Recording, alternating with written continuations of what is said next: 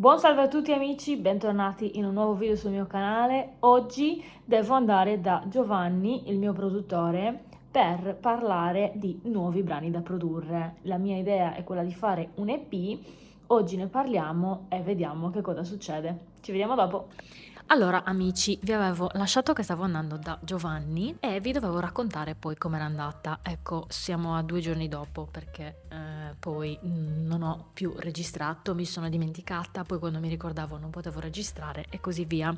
Eccoci qui a giovedì, 1 ora e mezza buca, quindi ho detto adesso posso registrare questo video, però ho detto mi devo prendere il microfono perché qua c'è un riverbero assurdo e quindi si sarebbe sentito, cioè non si sentiva nemmeno poi così male, però ho detto vabbè, registro con il microfono così faccio questo ASMR. Comunque, allora la questione era questa, io gli ho chiesto a Giovanni un preventivo per fare un EP e lui mi ha detto fai così, mandami i pezzi, comincia a mandarmi i pezzi, mandami i testi, vediamo un pochino, bla bla bla. Quindi mi ha detto magari ci vediamo così parliamo meglio dei brani, cosa vuoi fare, che idee hai e così via. Quindi sono andata e abbiamo riascoltato i brani e abbiamo parlato appunto di cosa c'era da fare in quei brani, perché appunto molti brani sono delle demo voce piano cori e non ho bene in mente come voglio l'arrangiamento, altri sono già arrangiati ma voglio modificare qualcosa, altri invece magari non hanno bene una struttura definita, quindi magari qualcosa potrebbe essere da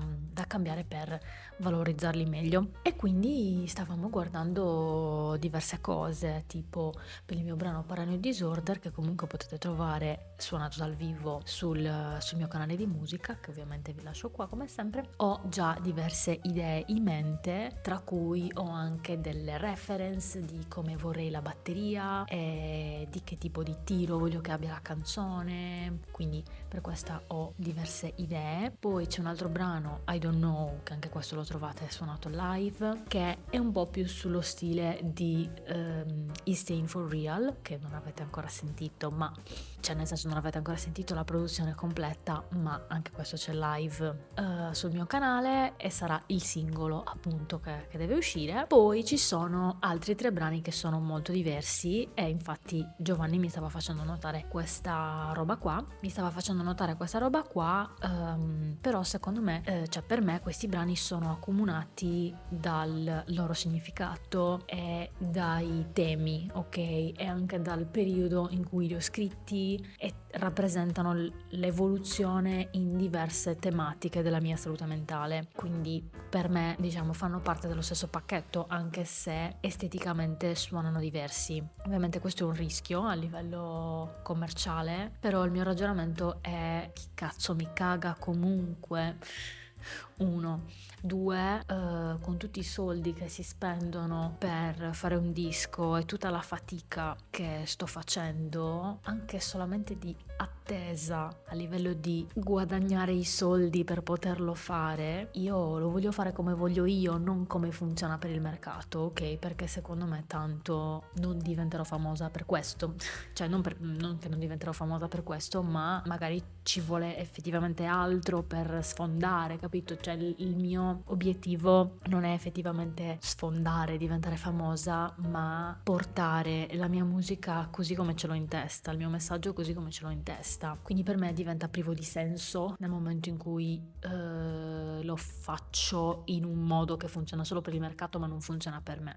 Deve essere prima di tutto coerente con quello che voglio comunicare, con quella che è l'immagine del mio brano in testa, nella mia testa. Poi se nel processo di creazione vengono fuori delle modifiche che sono funzionali a far funzionare meglio il brano e a comunicare anche quello che voglio, allora ok. Tipo in Is Staying For Real abbiamo fatto delle modifiche a livello di melodia perché non funzionavano armonicamente, ok, quello me lo accollo, ok, però non è che magari cambio totalmente la melodia, ho cambiato una nota, ho sentito che in quel modo, seppur diverso ma che funzionava armonicamente, funzionava anche per il colore e l'immagine che sento io per la canzone e quindi ok, me lo accollo. E niente, quindi siamo rimasti adesso principalmente che il primo passo è rivedere i testi perché i testi sono, diciamo, ancora un po' abbozzati per certi versi e ci sono delle cose che sono scritte in inglese ma non sono esattamente corrette, quindi rivederli per vedere effettivamente in che modo posso